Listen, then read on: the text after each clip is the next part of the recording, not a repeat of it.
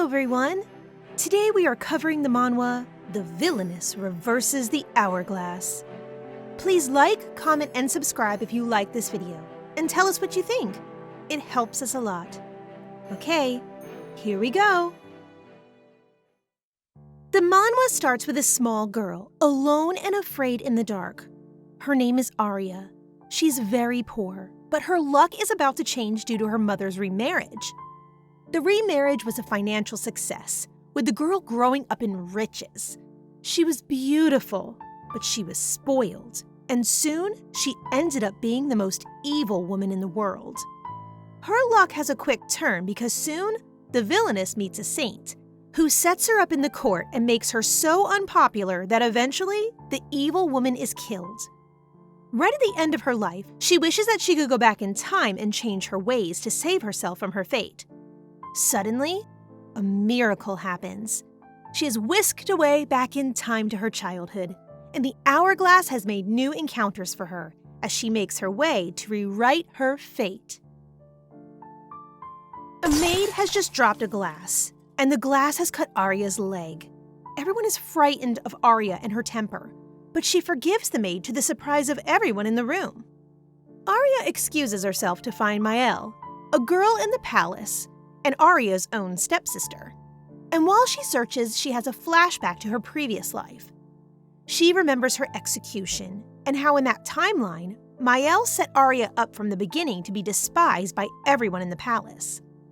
Miel confesses that she poisoned Aria's mother, and she also tells Aria that she framed her to make it look like Aria was trying to poison Miel in the same way.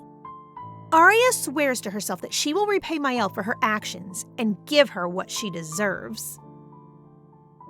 Aria is found by her maid Jessie. Jessie is quick to treat Aria's cut on her leg, and Aria regrets treating her so harshly in her past life. Jessica suggests that Aria rest, but as Aria gets into bed, she finds an hourglass under her covers. Aria thanks God as she sees the hourglass as a sign that she has a second chance at her life. Jessica is confused by Aria's behavior, but she remembers that she was sent by Miel to watch over Aria, and so she sets her resolve to do so. Meanwhile, Count Rosente, Aria's stepfather, meets with Aria's mother and stepbrother. Miel is also there with her father, the Count, and she wonders what he has brought her from his travels. Aria wants to recite a poem to her father, and Miel responds with another in hopes of making Aria look bad. It doesn't work, and Miel is left embarrassed before dinner is served. Aria is set on learning manners and making herself look as good as possible in her new life. Aria's tutor, Sarah Loren, daughter of Viscount Loren, commends Aria on her improvements in her table manners. Aria is determined to become better than Miel, who excels in the court due to her beauty and charm.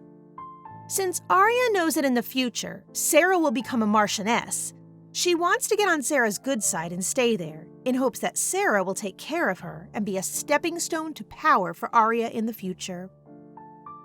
Aria's good manners have Sarah completely fooled, and she believes that someone must be jealous of Aria, since her mannerisms are becoming so prim and proper.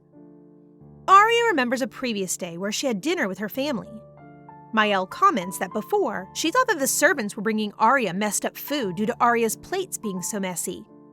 Aria embarrasses Miel by reminding her that Aria had never seen food in such good state before, and Miel is admonished by her father for speaking so carelessly. In the present day, Aria asks Sarah to teach her embroidery, and the young girl learns it well.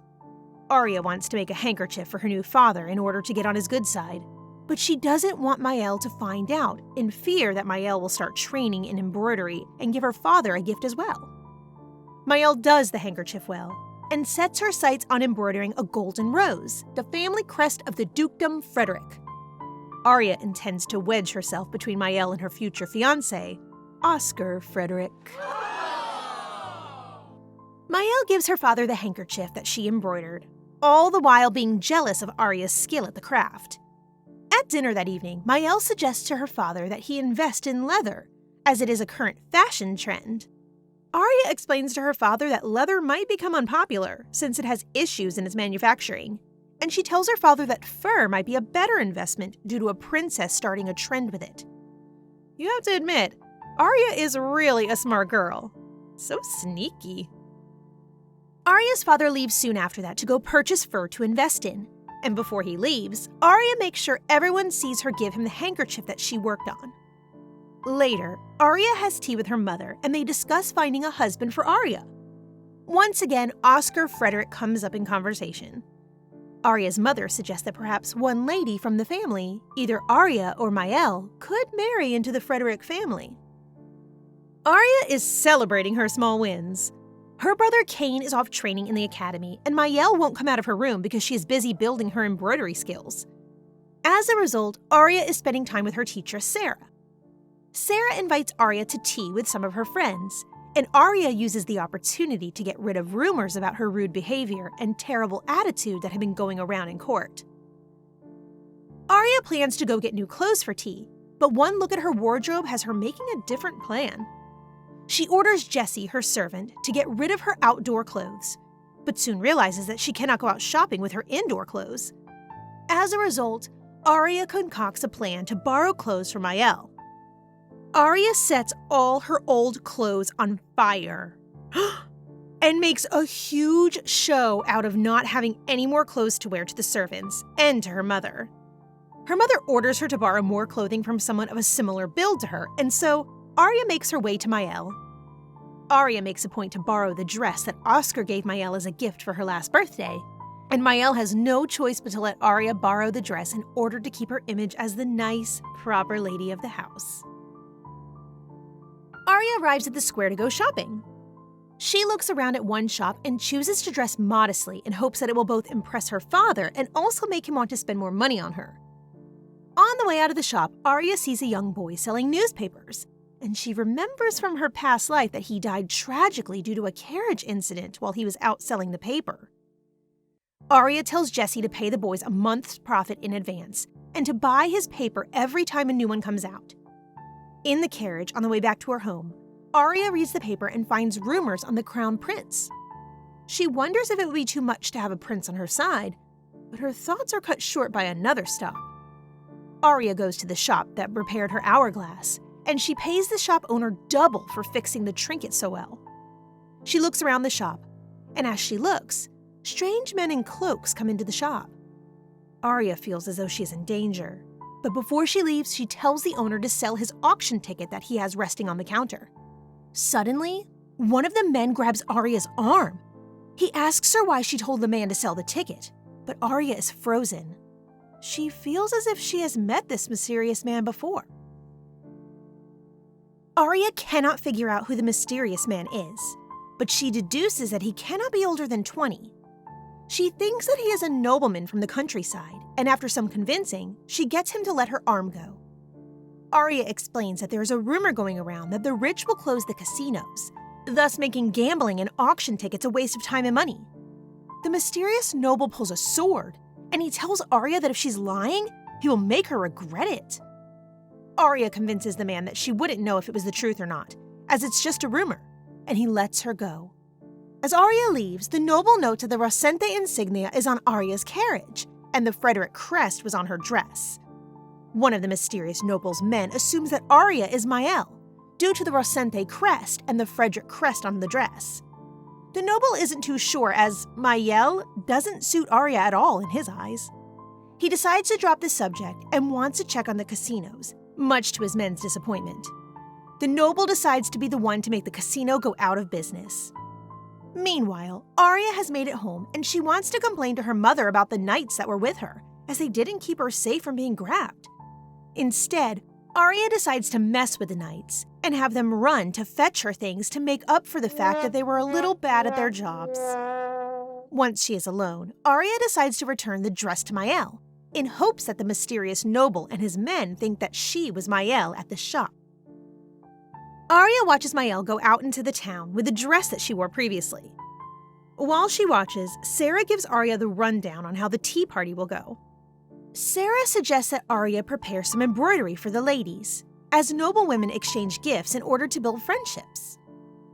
Aria agrees, and she uses the opportunity to embarrass Miel once again. Aria makes a lovely handkerchief with a beautiful crest on it. She gifts it to Miel, and Miel runs away, not having anything prepared for Aria. Later, Aria gets ready for the tea party, and she reminisces on her old life. She thinks about how after she broke a glass bottle, her life got worse after that point, and she vows to herself to never get to that point again. As she travels to the tea party, Aria has a bad feeling about the event, but pushes the feelings down once she arrives. Aria wins the ladies' pity with sad stories about her time as a poor little girl, and she also wins their favor with her beautiful handkerchiefs. All the ladies are excited to hang out with Aria and want to take her out on the town, but one lady says that it is dangerous to go out. She recounts a rumor about Viscount Louvre running a human trafficking ring out of the basement of the casino in town. Aria is stunned, as these events are different from the past, and she wonders if her revenge and plotting has changed the events of the future.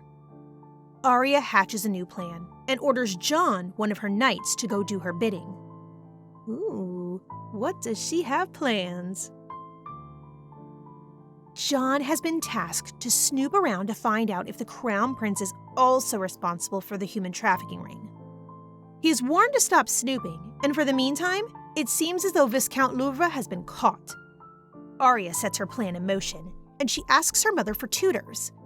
Her first new tutor is Celine from the White family. Aria plans to get Celine on her side and to keep Sarah as a supporter. The next day, the court garden is busy and buzzing. Aria tells Jessie to find out if someone is visiting, and if so, who it is. Aria falls asleep, and when she wakes up, she finds the house quiet. She goes to find Jessie, but instead, Aria finds her brother Kane, Miel, and Oscar Frederick, Miel's fiancé. Aria notes that in the past, Oscar and Miel are to meet later, and wonders if Miel has been sending letters to her brother Kane in order to speed up the meeting. Aria gets ready in her beautiful hair and clothing, and she joins Oscar and Miel in the dining room. Miel hastily thanks Oscar for her dress, and she tells him that she wanted to get him clothing as well. Kane suggests that he and Miel go shopping, but Miel protests that a guest shouldn't be left alone. Oscar rebuts that he would not be alone, as Aria is at home as well, much to the dismay of Miel. Miel and Kane leave, and Aria plans on when she will give her handkerchief to Oscar. Aria decides to go to the indoor garden for a change of scenery, and while watering the plants, accidentally pours water all over Oscar's head. Aria is mortified. She has just poured water all over Oscar's head. She tries her best to wipe Oscar dry, but he tells her that at the rate she is going, she will only end up as wet as well. Aria cannot believe that she has made a mistake this big, and she fears that all her plans will go wrong. Oscar assures her that it is his fault for wandering around without permission, and he notices that Aria is on the verge of crying. Aria notices how kind Oscar is, and she decides that she can exploit his weakness for her gain. Aria takes the opportunity to give Oscar the golden handkerchief that she made of his crest, knowing that a lady giving a man a handkerchief of that caliber expresses interest. Oscar accepts the handkerchief, and Aria has a servant run Oscar a bath and get him new clothes. Later that day, at a meal, Miel presents Oscar another gift, this time from her. New pen tips. The conversation is going well, but it is not on Aria, so she decides to act ill. The time for Oscar to leave has come.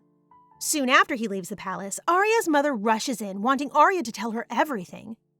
As the two talk, gifts from Oscar's family arrive, and they come with a message. One gift is to go to Miel, and the other is to Aria. Each girl also gets a letter from Oscar, and Aria teases Miel and tries to goad her into reading her letter out loud.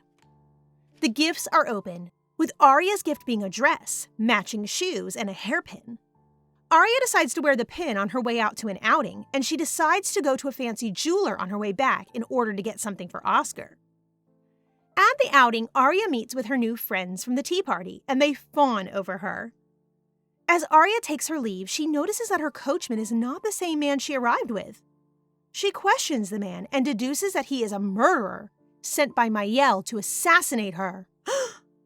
Aria sends the man away and realizes that in this timeline, Miel will reveal her true colors quicker than before.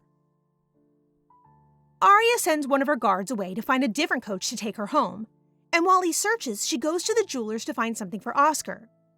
Aria lands on a very heavy blue brooch, and she is hopeful that he will feel burdened by such an extraordinary gift. She also orders 5 smaller brooches with the Rosente family crest. The shop owner tells Aria that the gifts will be ready the following day, and he also gives her a small blue necklace. As Aria waits for her carriage, she plans on how she will bring Miel to her downfall. She thinks about framing the family for treason, but she's distracted by the blue-haired noble, who she spots on the street. Aria is unsettled by seeing him so soon, and tries to rush into her carriage to go home. As she boards it, a bouquet falls at her feet. The blue-haired noble is standing there, and he picks up the flowers, claiming that they are a gift for Aria. The blue-haired noble explains to Aria that because of her advice, he was able to save his money from the casino. Aria doesn't know how to respond, as she doesn't know the noble's intentions. She asks for his name, and he responds with just the name Asher. When Aria tries to ask what family he is from, he doesn't give her an answer, telling her that for the meantime, he would just prefer her to know his given name. Aria is eager to go home because the entire situation has made her uncomfortable, but Asher asks to kiss her hand before she goes. Aria refuses, saying that his behavior is quite different from the last time they met. Asher apologizes for being so aggressive, and Aria leaves for her home. As she boards her carriage, Aria trips and stumbles, dropping her flowers and stepping on them in the process. Asher laughs and throws the flowers away, saying that they aren't suitable for a lady anymore. On the ride back, Aria tries to figure out what Asher's motives could be. Back at her home, Aria is confronted with troubling news. Her previous coachman has been hospitalized with food poisoning, and her previous carriage had parts missing from it. Dun dun dun! Aria suspects that Miel was the one behind all of these things, and she goes to tell her mother about the dangerous carriage. Aria's mother flies into a rage and gathers all the servants to explain what happened. Aria suggests that someone set up the whole incident, and she says the police must be called to investigate. Miel asks if calling the police is too much, and Aria questions her on her involvement. Miel is nervous because Aria's questions are getting more serious. Aria asks how Miel could know how much damage the carriage had, and when Miel can't think of an answer, Aria cries out, saying that if Miel was in trouble as she had been in, Aria would be upset and would want to get to the bottom of the situation. Wow, someone get that kid an Oscar! Aria suggests that her mother make a decision over the matter, and secretly, Aria is wanting Miel to let her servant take the blame for the incident. Before their mother can make a decision, Miel's servant collapses. The next day, Miel takes her meals in her room, and Aria and her mother wonder if they will see her when the decision regarding the carriage incident is made. Meanwhile, Sir Oscar's gift arrives at the Rosente home, and the brooches are beautiful. But there is no time to wait because Aria's mother has reached a verdict. She fires the coachman, and she makes the coachman who left his post in charge of cleaning the stables. Miel isn't feeling well because she's been worrying the entire night. But before she retreats back to her room, Aria gives Miel the necklace that she received from the jeweler. Later that day, Aria thinks about how it seemed that Miel was being advised by her maid Emma. While she decides what to do, Aria also sends a letter to Oscar, thanking him and presenting her brooch to him. She writes the letter and flips her hourglass mindlessly. But something is wrong. Aria is standing face to face with her maid, whom she just sent to deliver a letter. Aria is confused and looks down to see the letter that she just sent, still half written on her desk. Talk about déjà vu. Aria rewrites her letter and sends her maid away, leaving her to figure out what just happened. Aria decides to take a nap, and she's woken up by a maid checking on her. Aria dismisses her and once again mindlessly plays with her hourglass. Suddenly, the same maid checks on Aria again. Aria realizes that the hourglass is the key to going back into time, and through trial and error, she discovers rules of the hourglass. Turning the hourglass lets you go back in time once a day, and each turn is worth about 5 minutes. To test her theory, Aria goes to her math lesson and insults her teacher, only to turn the hourglass and for her teacher to not know what happened. Aria uses her hourglass to cause trouble around the house for about 2 weeks before she realizes that there hasn't been any news from the delivery man about her message and gift to Oscar. Aria is told by one of her knights that Oscar accepted the gift, but has not been able to respond due to how busy his academy is. A few more days pass, and a letter finally does arrive from Oscar, stating that he would like her to set a time and date to meet him so that he can speak to her in person. Aria writes a response immediately, and she gives it to Jessie, her maid, to give to Oscar. Jessie is uneasy with the letter, as she knows that Miel is in love with Oscar. Will Jessie deliver the letter? During breakfast one morning, Aria receives an economics book she ordered. She wants to study hard to be credible, as women are not educated at the academy in her time. Aria decides to become like a noblewoman that she knew in her past life, who concentrated on business and money. This way, she would have a good foundation for her life. Sarah comes back from her travel, and while they talk, Aria requests a handkerchief embroidered by Sarah. Aria wants the handkerchiefs to match to show their bond to everyone. Aria wants the connection to be able to connect her to the Marquess, as she knows that soon Sarah will start dating him. The two talk about their social debuts, and they promise to help each other out in society. It's Aria's birthday! Aria is anxiously awaiting a visit from Sir Oscar, and while she waits, Aria decides to open her presents. Sarah presents Aria the handkerchief and new gloves. Oh! And Aria also shows off a teddy bear with jewels in it to show off her wealth. Her father only got it for Aria because her careful planning of the fur stocks caused him to earn extra money. But Aria thinks that by having the bear, she can subtly remind the girls gathered that they will never be as rich as she is. So sneaky, sneaky. During the party, Miel arrives and claims that Aria purposefully did not invite her to the gathering. Aria tells Miel that she simply didn't have the opportunity to invite Miel, as she was sick in her room. But she realizes that it looks bad that she didn't try, as they live in the same house. Aria covers her mistake by saying that she is thankful for Miel's good health, once again, looking like the innocent stepsister. Later that night, Sir Oscar arrives. What does he want? Miel is the first to greet Oscar, and the two talk about Aria's birthday. Miel explains that she was not invited, and how that upset her. She invites Oscar to her own birthday party, as it is coming up, and Oscar reluctantly agrees. Aria arrives, and Miel leaves.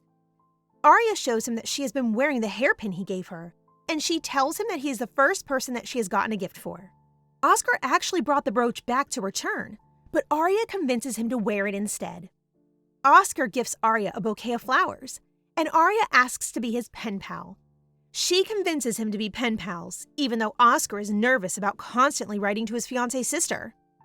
Poor baby needs to stand up for himself. The next morning, Aria considers getting a watch, as she used her hourglass to make sure that Oscar said yes to her request. Jessie gives Aria her lunch, and Aria tells Jessie that she likes her more than Jessie thinks. What is Aria up to? Aria pins a brooch on Jessie, and it is the brooch of the Rosente estate. She then sends Jessie to get her a watch from the jewelers that reset every 5 minutes. As Jessie leaves, Sarah arrives, and as her own maid is gone, Aria picks one of Miel's maids to bring tea. She decides that she would like one of Miel's maids on her side, and Aria tries to keep the maid until Jessie returns. The maid refuses, and Aria asks about the freckled maid instead. The freckled girl is named Annie, and she is the youngest maid out of all. After Aria receives the info she wants, she takes her hourglass and rewinds time, using her knowledge to request Annie. Sarah and Aria discuss their social debuts in more detail, and they dance to practice for the debut. Their dancing entrances Annie, and suddenly, Jessie bursts into the room. Aria dismisses Annie, and later, at dinner, Miel tells Aria that she can pick any of her maids to help when Jessie is away. Annie is chosen, and Aria uses her closeness to dazzle and flirt with Annie. Aria, what are you up to? Aria is working harder than ever to ruin Miel, and she wants to get close to Miel's young maid Annie as a part of her plan. She gives Annie many gifts, a pretty red bow, expensive makeup, and even a few lessons on how to behave in a proper manner in hopes that Annie will want to leave Miel and serve Aria permanently. Aria's tactics don't work immediately how she'd like them to, but there are bigger matters to be worried about. Oscar hasn't written back in quite some time, and he promised to be Aria's pen pal.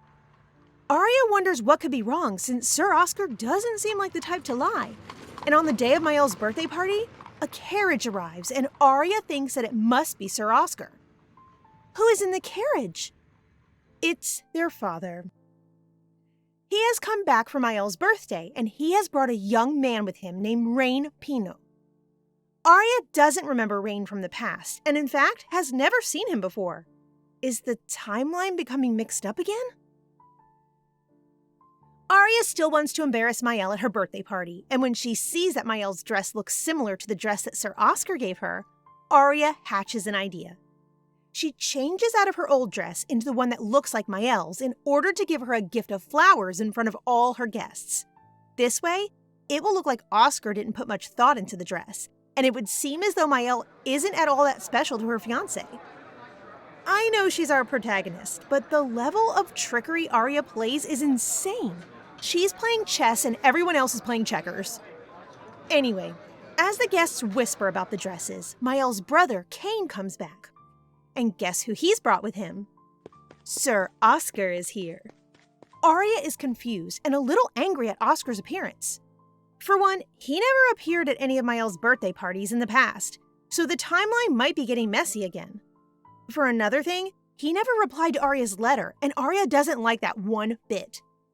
As she wonders, Aria notices Kane giving her some weird looks. And honestly, dude, she's your stepsister. Let's not get weird. Oscar's also giving Aria a look, and Aria deduces that he is developing feelings for her and is feeling guilty about it. Aria excuses herself from everyone's company, but she isn't surprised when Sir Oscar follows her and finds her. Oscar sits down to talk to Aria, and the two discuss the party. Aria flirts with Oscar, and Oscar does his best to not let his new feelings for Aria show.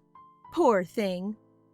Aria declares them friends, and Oscar seems to be fine with them just being friends, as he doesn't want to hurt Miel's feelings. At dinner, Miel gives her father a handkerchief as a gift, and she shows off a necklace that Oscar gave her. Aria isn't too worried, as she wants Oscar to be stressed about picking between the two of them. Everyone at the party receives a handkerchief from Miel, except for Aria, but Aria claims that she can wait since the two live in the same house.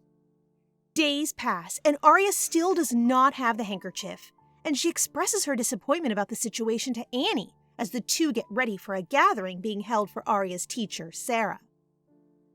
After Annie tells Aria how Miel embroidered her handkerchief so well, Aria pins a brooch on Annie and tells her to become her maid, and Annie accepts.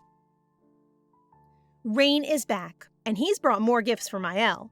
He says that the gifts are from his master, but when Aria's mother asks who exactly his master is, he refuses to reveal who it is. Aria tries to deduce who it is and says that Rain's master must be foreign since everyone in the Empire knows of Miel's engagement. Rain tells her that she is wrong, and Aria is told to wait to meet him, which will happen soon. The next day, as Aria is getting ready for gathering after Sarah's coming-of-age ceremony, Annie dresses up a bit and follows Aria to be her attending maid while at the party. They all wait for Sarah, who comes in late. Sarah explains that she was held up by the Marquess, who picked up her dropped handkerchief and asked to keep it. Sarah tells the ladies that she and the Marquess danced, and that he sent her gifts as well. You go, girl! Aria tells Sarah that the Marquess is a good person, and that she needs to be happy and discover her own feelings first, and Sarah thanks her. Annie has listened to all of this, and she realizes that working for Aria can make her dreams to be important and rich come true. Aria and Sarah discuss the Marquess in private, with Aria explaining tips and tricks on how to flirt and give the Marquess gloves and other gifts to the man. As the two leave, Aria sees a carriage, and in it, Rain has more gifts for Miel. He asks to see Miel privately, and Aria refuses, saying that she doesn't want her sister alone with a man.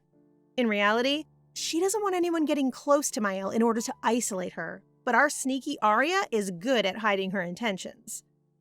Sarah steps in, suggesting that they all accompany Rain when he speaks to Miel. Aria, Rain, and Sarah have tea and discuss Miel and Rain's master. And Rain says that his master had seen Miel's intellect for himself.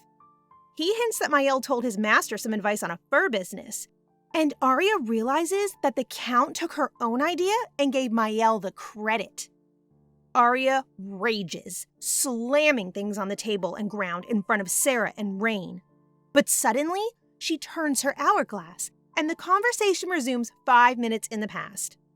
Miel joins the gathering, and Rain asks her a question regarding the casino where human trafficking took place. Miel is in favor of reopening the casino and putting a statue in front to honor the crown prince. Aria is not in favor, seeing that it would make people turn against the imperial palace due to the money they could lose there. Later, Aria and Miel are having dinner with their father, and he suggests that he wrap his fur business up and find another.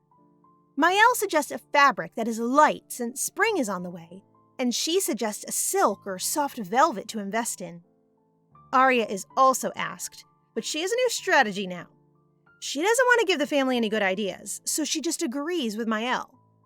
Later that day, Annie asks to go to the spring festival, and Aria gives her 2 days off. On the day of the festival, Aria dresses Annie up in her own clothes that Annie will cause the other maids to be jealous. Annie leaves, and Jessie arrives.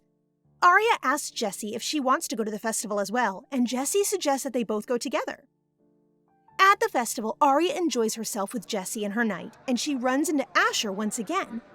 He asks her if she's been receiving gifts, as her clothes are very modest. Suddenly, a bomb goes off in the middle of the festival. Asher grabs Aria's arm and runs, separating her from Jessie. Asher and Aria stop to rest far away from the festival. Asher is a little lost, and Aria has no clue where she is. Aria turns around to try to head back to the estate, but her foot is hurt. Asher notices and offers to carry her, but Aria refuses, opting instead to take her shoes off and bear the pain. Asher follows Aria, saying that he would be useful to her. He tells Aria that he knows a lot about her and promises to tell her about him when they grow closer. He turns and walks away, and just in time, Jessie and Aria's knights find Aria and bring her back to the estate. Back at the estate, Annie tells Aria what she found out about the festival. Apparently, too many fireworks went off at once, making a huge explosion. She also tells Aria that Miel sent a letter to Sir Frederick, and the letter was full of things about Oscar. Miel's personal maid is determined to make sure Miel stays happy. She has looked after Miel like she is her own child, and now Oscar's sister is here to discuss the engagement between Oscar and Miel. Oscar's sister Isis tells Miel that she will scold her brother for being too busy to speak to Miel, and she assures Miel that the engagement will go as planned. Oscar arrives, and they all talk about how the engagement will secure power for Oscar's family and for Miel and her family as well. Oscar doesn't look too sure about the engagement, and Isis asks if the rumor that he has feelings for Aria is true. Uh-oh. Isis slaps Oscar, and she tells him to get rid of his feelings by getting rid of the source of them. Oscar protests, saying that he's always listening to his sister and doing what she wants. Isis tells Oscar to follow her lead and write a letter to Miel and apologize for being cold to her. Oscar writes a letter to Aria as well, and he tells her that he can no longer write to her. What will Aria do now? Oscar has just written to Aria, explaining that they can no longer be pen pals. Aria does not understand why he is trying to shut her out, and she is not happy about his decision. Annie goes to retrieve cold water for Aria, and when she comes back, she has bad news. Oscar's letter to Miel has arrived as well, and he actually mentioned his engagement to her in the letter. Aria doesn't think that Oscar really wrote the letter, as when Annie recites what it said, it sounds too flowery for Oscar to have written. Aria deduces that Isis must have written it to make her brother look good and to secure the engagement. Annie confirms that Aria's theory makes sense, as Oscar is indifferent to Miel. But when Isis visits, Miel gets more gifts from Oscar. Aria tries to think on who is more powerful in Oscar's family, himself or his sister. As Aria knows from the past that soon Isis would be married to the royal family, Aria had been focusing on Oscar to secure her place in society. Aria realizes that her fate is actually in Isis's hands, since she is the one telling her brother how to woo Miel, and is making sure Oscar stays engaged to Miel.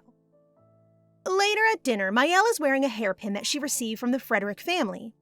Aria notices Miel's maid looking pleased as well as Miel, and she vows to get rid of both of them. Miel is asked once again for advice on taxes, and she thinks that it would be best to entrust them to officials. Aria suggests setting up warehouses near the capital to get around extra taxes that come with moving goods.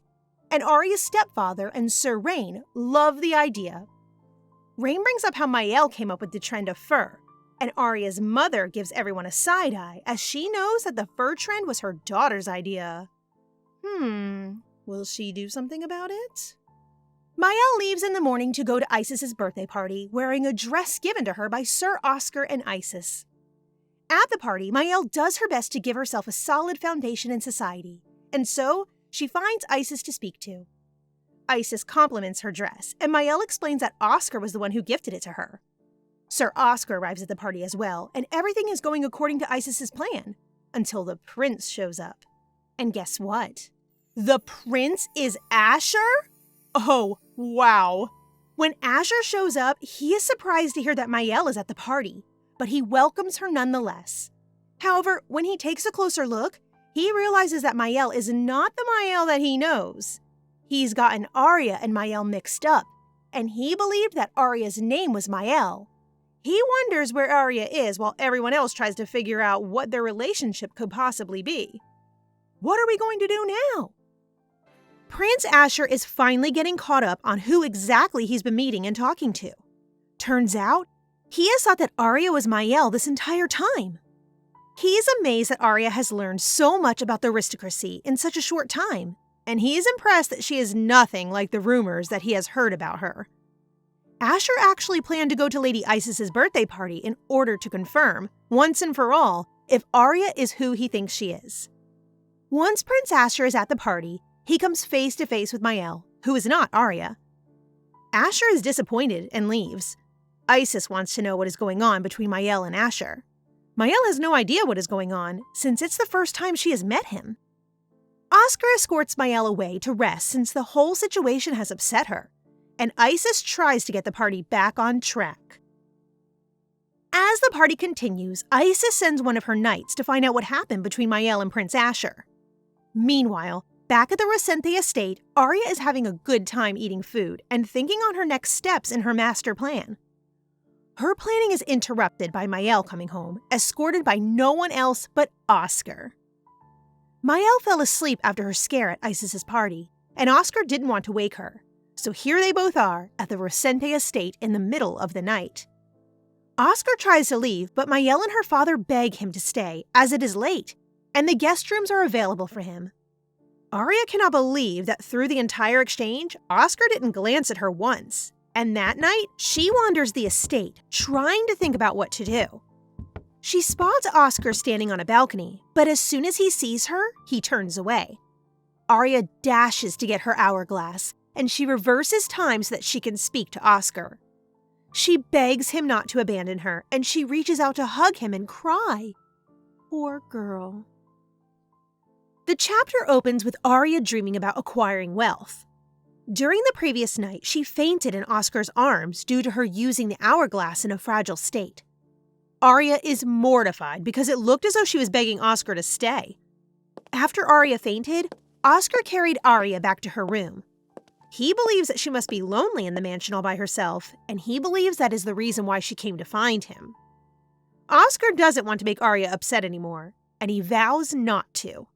He plans on becoming family with Aria by marrying Miel, and that way, his sister won't be able to harm anyone in the family.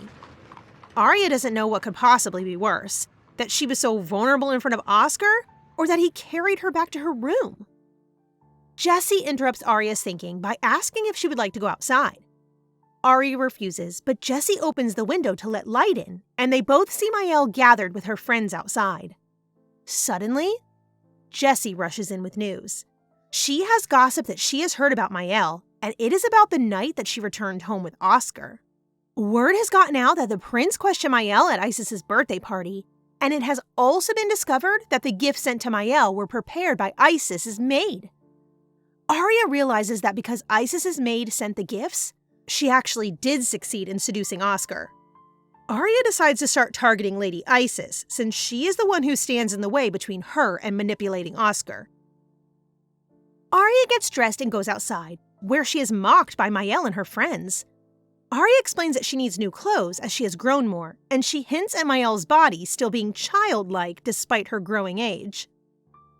Once she is in her carriage, Aria wonders if perhaps using the hourglass speeds her growth and ages her.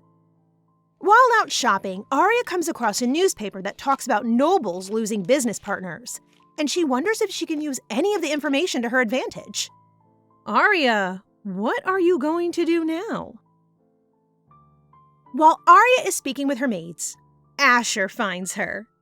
He is holding another bouquet of flowers and asks to discuss private matters with her over tea. The two discuss the last time Asher gave Aria flowers, with Aria deducing that the flowers came from the Imperial Palace. Asher is surprised and delighted to see that Aria is so smart, and he tells her that he has paid attention to her. Asher knows that Aria was the one who advised the Count on the fur business and tells her that despite the rumors, he knows that she is very wise. Asher invites Aria to a meeting that he is hosting since he wants her to share her knowledge with the rest of the nobles. Aria isn't so sure, as she is a woman, but Asher reassures her that he is totally down with listening to her ideas.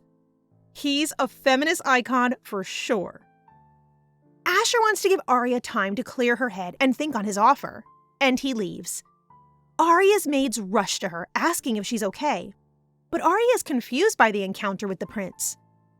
Later at the palace, Rain comes back with gifts. He is carrying more flowers, lilies for Miel, and tulips for Aria. It is Rain's last day in the Rosente household, but Aria is more concerned with the flowers that he gave her than him leaving. The tulips were grown in the Imperial Palace's own personal garden, and Aria wonders why Rain's master would go through the trouble of growing them and giving them. Aria's thoughts are interrupted by her father, who asks her what she thinks of Rain. Count Rosente seems to want to pair Aria off with Rain to make connections, but Aria is not feeling it at all. Miel decides to egg the Count on, saying that Aria and Rain would make a good match. Aria refuses in the nicest way possible, proving that she is way more patient than I am, and the matter is dropped with the Count saying that Rain could come back and try again later. Later that day, as Aria is relaxing in her room, Rain once again interrupts her peace. He hands her a letter, saying that it is from his master. The letter confirms that Prince Asher is Rain's master, and it asks Aria to reply and give the answer back to Rain to give to the prince. Rain explains that Asher mistook Miel for Aria, which explained why the prince sent so many gifts to her. He goes on to explain that Asher isn't interested in Miel in the slightest, and that the gifts were all meant for Aria. Aria doesn't understand why Prince Asher is so interested in her, and Rain explains that Asher simply wants to use her knowledge. Secretly, Rain knows that Asher also wants Aria at his side for himself. Ah! Aria accepts Asher's proposal, agreeing to go to the meeting. Later, at a gathering, Aria's reputation is doing amazingly. Ladies gather around her and tell her that the rumors about her couldn't be true at all, since she is so lovely. Sarah is there as well, listening in on the conversation, and when the topic turns to suitors that Aria might have, Sarah feels jealous. Sarah, what will you do? Aria has appointed Jessie and Annie, her two maids, as her playmates. The role is usually filled by nobles, but Aria wants Jessie and Annie to be her playmates because she knows that they are loyal to her. Clever girl. Emma is sending a new maid from Miel to spy on Aria, and so Aria wants to be careful in the presence of the new maid. The new maid's name is Vari, and Aria remembers her from her past life. Vari was the one who poisoned Miel on Aria's behalf, setting Aria up to be beheaded. Aria decides to mess with Vari in order to get her revenge. Aria criticizes everything that Vari does, slapping her hands every time she messes up. Vari dashes away to get a break, and Aria asks Annie and Jessie to help her discipline her new maid. Later, Aria attends Prince Asher's meeting. She is still hesitant due to being surrounded by men. One man, Vika, makes a point to introduce himself to Aria before the meeting begins. The meeting centers around the casino. Foreign countries have begun to take interest in the casino since the prince has taken over management of it. Aria suggests giving the responsibility of the casino to the nobles instead of the crown, so that when things go wrong, the people wouldn't blame the prince. Vika argues that this will make the prince look weak, and that the people would criticize him for not managing an important business in the kingdom. Aria fights for her opinion, saying that in the long run, the casino won't benefit the kingdom and would be a lost cause. The men are stunned, and they ask Aria how she could possibly know that. Prince Asher stops the men, saying that he likes Aria's idea, as it would give the crown a way to discipline the nobles, since the crown has been wary of them for quite some time. The meeting is dismissed, and Prince Asher asks Aria what she thought of the meeting. Aria answers his question with a question. She wants to know just who Prince Asher really is. Aria wants to know why Prince Asher has hidden his identity from her for so long. Asher explains that he wanted to know more about Aria and that she is interesting to him. The fur business idea caught his attention, and Aria wonders if the prince likes to collect smart people to further himself in society. Aria asks again to reveal his identity fully, but Asher denies her, as he doesn't have any protection against aristocratic families like the Rosentes, should word get out that he is the crown prince. Asher simply says that he is attracted to Aria's intelligence, and Aria is mesmerized by him. Aria turns to go, flustered, but Asher follows, asking if she herself has any idea who he might really be. Aria reveals that she deduced that he is the crown prince, surprising Asher. God, this girl is smart. Asher is surprised that Aria has caught on so quickly, but he decides to let her leave and invites her to the next meeting. Meanwhile, at the Rosente household, Rain has sent more flowers. Miel tells her father that Rain must have feelings for Aria, as he keeps sending flowers to the household. Aria interrupts Miel, asking about an update on a warehouse that she suggested he get. Count Rosente says that the warehouse is doing well, and Aria decides to see how things are doing in the business district for herself. The next day, she gets a fake ID and takes Annie with her to the casino. Aria goes to the casino for several days, winning games each day, thanks to her hourglass. Aria is so clever, but what could she be up to? Aria is still at the casino, and she's a little weak after using the hourglass for 3 days in a row. She splits up with Annie in order to find a carriage to leave. Aria is chased down by the gamblers who want to know her secret to winning, and she runs away from them all throughout the casino. She runs into a man with a golden lion mask, and he shows her a rented room and allows her to hide there as the gamblers look for her. The man in the lion mask tells Aria that he has heard much about her, and that he is interested in her. He asks how she could possibly know the correct card so many times in a row. Aria explains that she is just lucky, and a knock at the door reveals that a man outside has dispersed the crowd. As soon as Aria leaves, the man in the golden mask lifts his head to reveal that he is in fact Prince Asher. He is at the casino with another noble, Vika, on a tour to assess how well the casino is doing. They are also monitoring Viscount Vigu, who says that he wants to buy the casino. Prince Asher plans on keeping the transaction a secret from Lady Isis, but he has no worry since he knows that as a noble, Viscount Vigu will want to acquire wealth on his own without others knowing. It seems everyone in this kingdom is sneaky, huh? Asher thinks about how to fix the power imbalance between the rich nobles and the poor lower class, and he wonders why Aria keeps coming up in his mind. I think he has a crush. Meanwhile, Aria is regrouping after escaping the casino. She has finally gotten enough money to start enacting her plans, so Aria asks Annie to get her brother and bring him to her. Andrew, Annie's older brother, has arrived, and Aria orders him to buy sugar in bulk. A little while later, Aria overhears her house teachers discussing a power struggle that is happening in some families of noble houses. Sounds like things are heating up in the kingdom. Aria's eavesdropping is interrupted by Sarah, who invites Aria to a meal with the Marquess.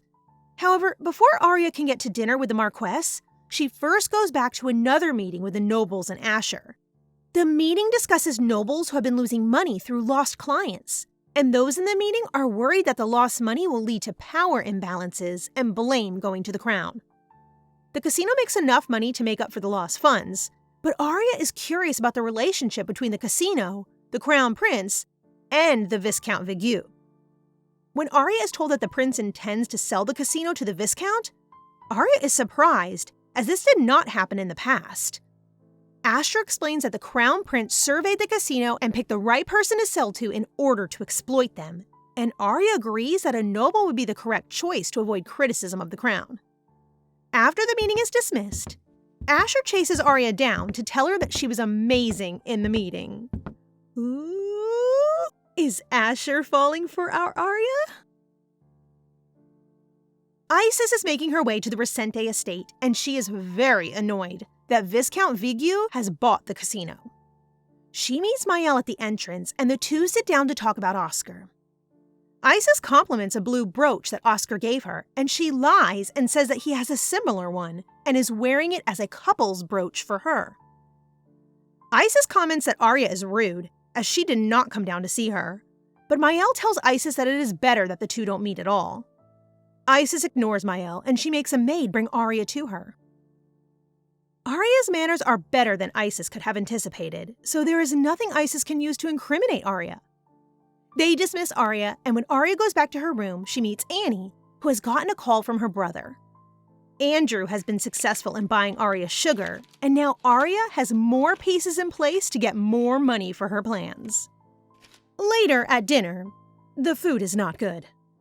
Count Resente reveals that because sugar is so expensive in the kingdom, it will be hard to get good food. Aria is glad to hear this, and she keeps the knowledge of her own personal sugar stores secret. The next day during tea, Annie asks Aria if she wants to just sell her sugar by herself. Aria wants to stay low profile and opts instead to wait, as once her investment in the sugar meets her target, she will be sure to get the money back and profit from all of it. Aria wants to keep her stocks as diverse as possible to mitigate any loss she might have. Sounds like Aria could have been a Bitcoin bro, huh? Aria hatches an idea to use perfumed hair oil as it smells sweet to make things smell and taste better. She remembers the name of a noble from whom she bought the oil from, Baron Burboom, and she writes him a letter asking to invest in more supplies in exchange for more money for oil and more oil sent to Aria. In a few weeks, Baron Burboom sends gifts to Aria, thanking her for her foresight, as it made him very profitable. The problem? Baron Burboom assumed that Aria was a man, and he sent a man's cravat as a gift. What will Aria do now? Aria arrives to Baron Burboom and returns the gift. Burboom is surprised to see Aria, a woman, and he begs her forgiveness. While at the Baron's store, Aria buys many perfumed oils, and Burboom gives Aria and Annie more oils and beautiful bouquets as a gift. He even calls Annie beautiful. On the way back to the mansion, Aria considers marrying Annie off to the Baron, as it would benefit Aria to have the connection. The problem, though, is that the two don't have a relationship, so Aria gets rid of all the oils by giving them away to the maids of the estate, and then promises to send Annie back out to get more. That way, Annie would have to build a relationship with the Baron. Later, at dinner, Aria notices that her food tastes fine, while the others at the table cannot eat their food. She smells perfumed oil and looks at the maids, who smile back at her. Looks like Aria is building relationships wonderfully. Rain is back again. He brought sugar and honey for Miel and a huge present for Aria. A man in a cloak takes it up to Aria's room, and when he takes off his cloak, he reveals that it is Asher. Asher explains that he just wanted to see Aria. He is so cute. That is so sweet. However, Rain comes and says that it is time for Asher to go, and Asher promises to meet again soon. Aria opens the present, and in it, there are pretty jewels and dresses.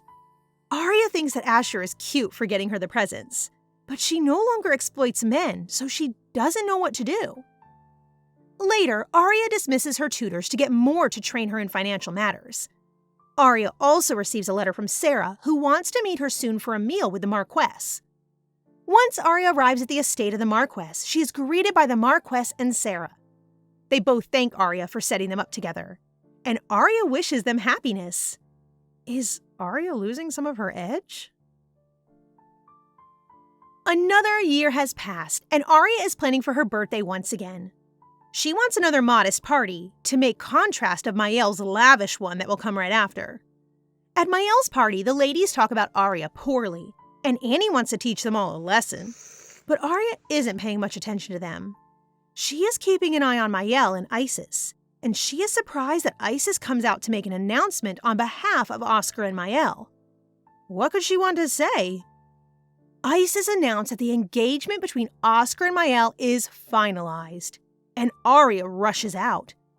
She is upset as Oscar was her best emotional weapon against Miel, and now he is unusable.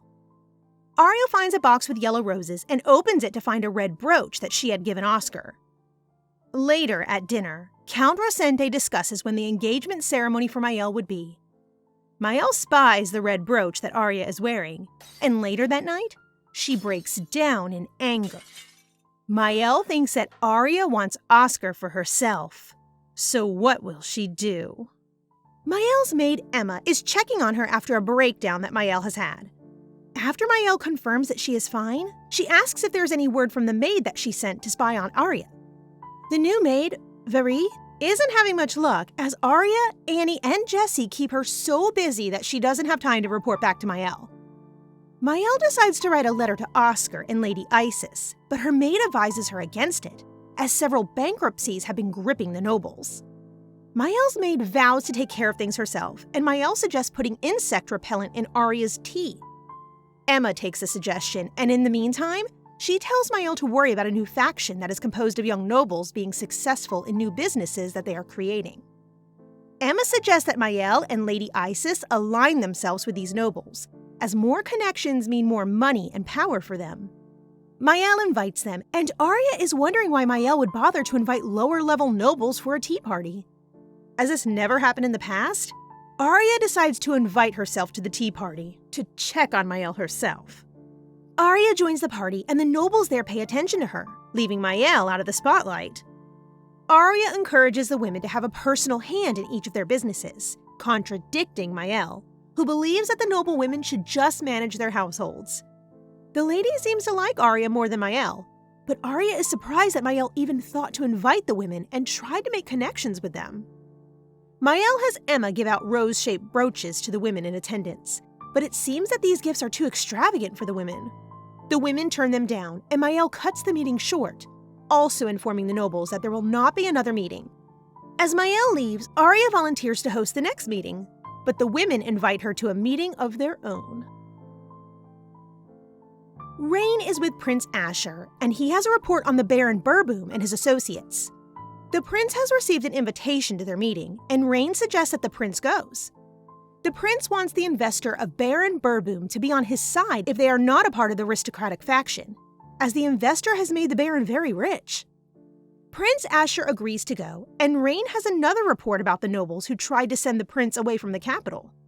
The Fredericks, Isis and Oscar's family, have been pressuring the emperor to release all the luxury items that were held up in the capital.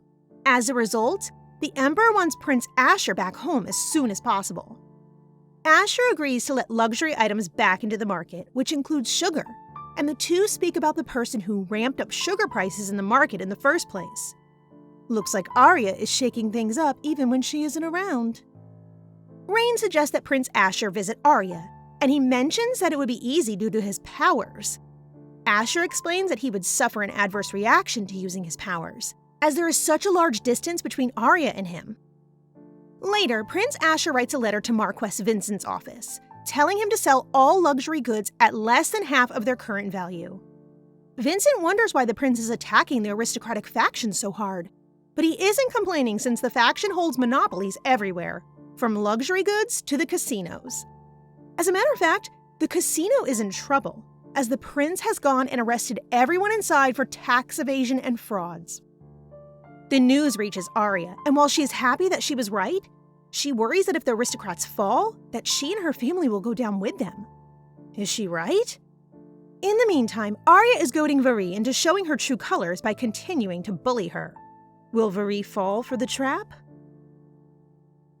The Rosente family, minus Aria, are getting anxious with the dropping price of luxury goods. Aria's father cannot believe that the price drop has happened, as he thought that Vincent was a neutral party between the crown and the aristocracy. It has also come to light that a book containing those who were involved in the corruption of the casino has fallen into the hands of the prince. Aria wonders if her actions have caused a butterfly effect, and she starts to wonder if perhaps Asher is a secret child of the emperor. Later, Aria gets ready for the meeting she is to have with the businesswomen of the noble families. She arrives at the meeting and is happy to see Baron Burboom in attendance. Annie seems pretty glad he's there too.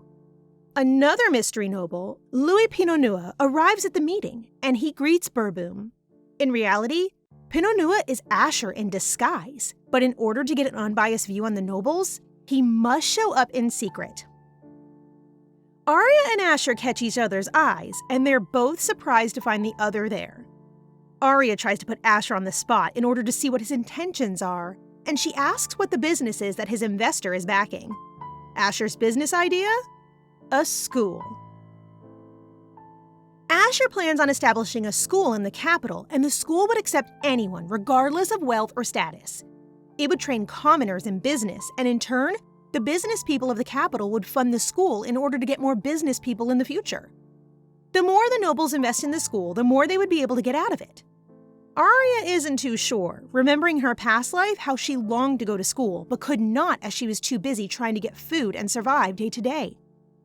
Asher assures her that the school would have a working student scholarship, meaning that working students would get a salary. We love a king who loves education here. Aria thinks that he just wants to give the opportunity to give commoners school education, as Asher already has the funds needed to open his school, and Asher tries to convince the room, saying that the need for talent that isn't corrupted by money and greed isn't needed. The room agrees for the most part, and they continue the meeting. But Aria cannot concentrate due to Asher's presence. At the end of the meeting, Asher asks Aria to take a walk to discuss some things, and Aria agrees. They walk, and Aria is still thinking that Asher may be the secret child of the emperor. They arrive at a cabin in the forest near the capital, but Aria knows this is impossible due to how far those woods are. Asher brings Aria inside and begins to explain the truth about his ability. It passed down in his family, and the gift itself manifests in many forms. His personal gift is being able to travel to far places quickly, and Aria wonders if it is similar to her hourglass. She then asks if Asher is a part of the royal family, and Asher finally introduces himself as Asterope Franz, the crown prince of the royal family. Aria is mortified that she has been so rude to the crown prince for so long, but Asterope is having none of it. He asks her to lift her head and to not treat him as a stranger. He tells her that he will be in the capital for a while and that they can meet any time. He promises to send her a letter, and Aria goes back home, thinking about Asher and his business plan. She thinks about revealing herself as Investor A, but thinks that it would be strange as she has been manipulating the market under the pseudonym. Aria's mother interrupts Aria's thoughts, asking if she is ready for the engagement ceremony for Sarah. Miel and her father are stunned, not realizing that Aria was so close to Sarah and the Marquess. As Aria tries to avoid them both, a letter arrives from the prince. He writes with the hope that she is doing well, and Aria is happy to receive the letter. Careful, Aria, you might develop a crush. Later, at the Marquess's engagement party, Sarah is happy to see Aria. Aria's father tries to gift her and the Marquess a very expensive sculpture, and Sarah accepts as she learns that Aria had a hand in the gift as well. Miel asks for some lessons from Sarah, but Sarah isn't too sure, as her tone seems to be undermining Aria. After the greeting, the party starts to mingle more, and in the corner of her eye, Aria thinks that she sees Asher. She goes after what she saw until she reaches a garden, and she is startled by a jacket being put over her shoulders. It's Asher. Asher is happy to see Aria, but he wonders if it's all right for her to be outside, as she was being crowded by admirers only moments before. Aria asks if that bothered Asher, but it seems that our crown prince is confident in himself and how he feels for Aria. Good for him. They continue to talk, with Aria asking if he used his ability to arrive at the party this evening. He answers that he cannot use the power all the time, as it would drain him physically. Asher also explains that he was afraid that Aria would no longer meet with him if he continued to be dishonest, and that when he sees her, he cannot turn away. Uh-oh, Aria. What will you do? Asher gives Aria a kiss on the forehead and sends her back inside. But soon, there is a major problem. Lady Isis has just seen everything, and she is not happy at all. She asks why the prince is acting so improperly, especially when she has been promised all her life to be the next empress. Asher is not impressed at all. Get it? And hints that he knows that she was involved in the corruption of the casino at the capital. After the party, Lady Isis invites Miel over. She tells Miel that she needs to get rid of Aria, as she is bringing dishonor to the nobles in the capital. Miel states that she understands, and she will do whatever it takes to get rid of Aria. Later, Aria notices her maid, Vari, acting very suspiciously. What could she be up to? While Aria is questioning Vari, Annie bursts in with another letter for Aria. The letter is from Manhwa, and he says that he will give credit to investor A for his hand in his business.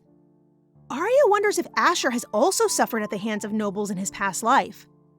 While she thinks about her life and role with Asher, Jessie has Vari pour tea. Aria isn't very hungry, so Jessie opts to drink it herself. As she lifts the cup to her lips, Vari knocks it out of her hand. Jessie scolds Vari, but she soon collapses. Jessie has been poisoned by Vari. Aria uses her hourglass to reverse time, and this time, she pretends to drink the tea and collapse. The manor is in a flurry, and Aria's mother sends men after Vari. Aria is satisfied with all the pity she is receiving, and she also tells Miel that perhaps Vari could have poisoned her, as Vari used to be Miel's maid.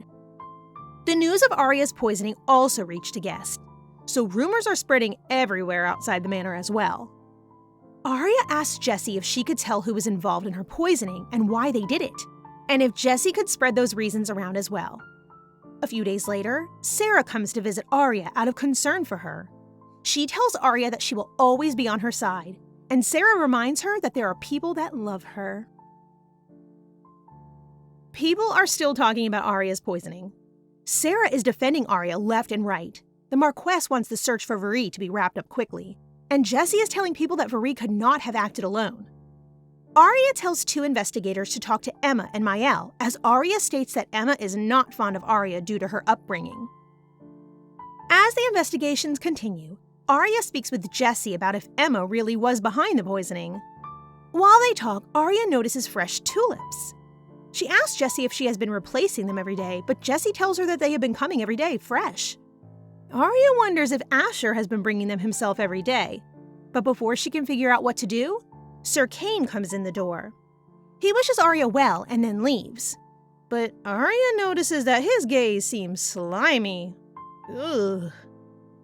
Later, during a family meal, no one seems to understand why Kane has come back home so soon over what happened to Aria. Aria realizes that Kane might be falling a bit for her. Gross. She decides to use his feelings to make Kane destroy the family from the inside out. After the dinner, Miel goes to see Isis in order to try to explain what went wrong. Emma goes with her, and she vows to try her best to find out what happened to Vari. Isis tells Emma and Miel that someone must come forward and confess as the culprit before Vari says anything due to the pressure to find her. Miel and Emma leave to find a scapegoat, and a letter arrives to Isis from the prince. What could he want? Aria has just found out that Miel went to the Frederick house. She orders one of her men to keep a watch until she returns. Soon, Aria hears a carriage, but it is Kane. Kane still looks to be smitten with Aria, and Aria is still, rightfully, disgusted by her stepbrother. Aria drops her shawl over the balcony of her room, and Kane scoops it up to return it. Aria invites Kane for tea in order to play with his feelings and use him, and Kane accepts. As the two have tea, Aria notices Kane staring, and she teases him by saying that soon she will have to leave the family house. Kane protests at once, saying that he will take care of everything. Aria tells him that he is the only one she can trust, and this causes Kane to ramp up the search for Vari. Later that night, Aria works on figuring out who is sending her letters of request for investments from foreign countries. Tired, she goes to her balcony to get some air, and she sees Asher in the courtyard. The knights are looking around the perimeter, and for a moment, Aria worries that he will be caught. But Asher uses his ability to hide himself and Aria in Aria's room. Asher apologizes for appearing so suddenly, and he explains that he wanted to give her a bouquet of flowers. He asks if she is all right after her incident with the poison, and he confesses that he wants to be in a relationship with Aria.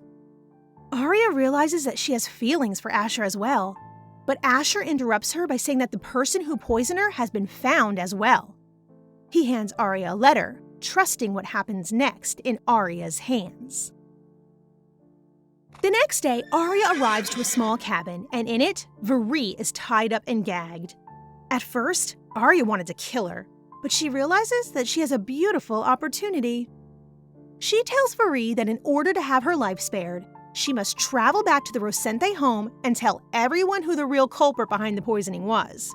If she does this, Aria assures her Vari will be able to escape to a foreign country with plenty of food and supplies.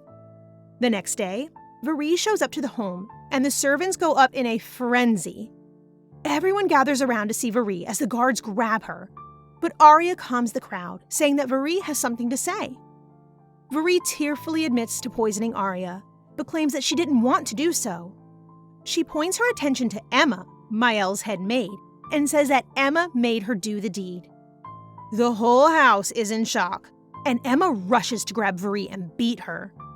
Aria looks on in glee, knowing that there will be even more trouble for the Rosente home. As Aria continues to watch Emma and Vari fight, Kane sees her laughing and mistakes it for her crying. He puts an arm around her to comfort her, saying that no one will harm her again. Sir Rosente keeps questioning Vari to make certain that Emma was truly the one who gave the poison to Vari to use on Aria. Aria puts on a show to beg for Vari's life, thus keeping her end of the bargain with Vari. Vari is banished to a foreign country, and she boards her carriage. That night, Vari's coachmen disappear, as does all her luggage. She steps out to look for them, and she hears rustling in the woods.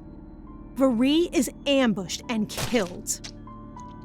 In the following days, a message arrives to Aria saying that Vari has been disposed of. The day is also the day of Emma's trial, and Emma isn't looking too good. She is being accused of attempted murder, and Aria is asked if she has any reason as to if Emma should be pardoned. Aria claims that she wants no more victims, and so for that reason, Emma must pay for her wrongs. Emma is sentenced to death, and Miel collapses in grief. As servants come to attend to Miel, Aria kneels down to ask Miel if she was the one who told Emma to carry out the deed. Miel loses consciousness completely, but luckily, Rain is present at the trial. Rain offers to escort them to the nearest hospital, and Rain slips a note in Aria's hand before leaving, saying that someone is waiting to see her. As Aria walks outside the courtroom, she is followed by Kane. He says he is worried about her, even though his sister has been taken to the hospital. Gee. Aria tries to leave as she is supposed to meet the person waiting for her, but Kane won't leave her alone. Asher arrives and he and Kane face off. Aria wants to leave with Asher, but Kane is jealous and he refuses to let her leave with someone he doesn't know. Aria begs Kane to go back to Miel, saying that she must speak to Sir Pinot alone. Aria and Asher walk off, leaving Kane stunned. Asher asks Aria how she is, explaining that he waited for her outside the courtroom as the judge would have recognized his face. Aria is surprised that Asher can still view her so positively after she sent Emma to her death. But Asher tells her that he is willing to accept her just the way she is. The next day at the Rosente home, everyone is concerned because Miel is refusing to come out of her room or eat. Her maids are feeling neglected, and they are complaining among themselves until Aria comes along. Aria invites them for tea and tells them to tell her how Miel is doing as well. Over tea, the maids inform Aria that Miel has taken a walk. They suspect that she must be in a better mood after receiving a letter from Lady Isis. Aria suspects that Isis spoke about Oscar in the letter, as reminding Miel of her fiancé might have cheered her up. Aria wants to target Oscar in order to hurt Miel, but the thought of Asher stops her, even though she tries to deny it. Meanwhile, Annie has another letter for Aria, but she is stopped by Kane. He tries to intercept the letter, but Annie says that it's from the Baron, protecting the letter and its contents. The letter asks for Investor A to be at the opening ceremony for Asher's new school. and Aria wonders if it's okay to reveal herself to be the investor. She is lost in thought all the way through dinner, and finally, Kane has had enough. He tells everyone at the table that the Manhwa family isn't a good fit for the Resente family, and that Aria has been seeing the young lord of Manhwa. And we'll have to stop right here. A very heavy part indeed. Thank you so much for watching, and if you like this, please like the video, comment, and subscribe to the channel for the next part. It helps the channel a lot. Until next time, have a great day.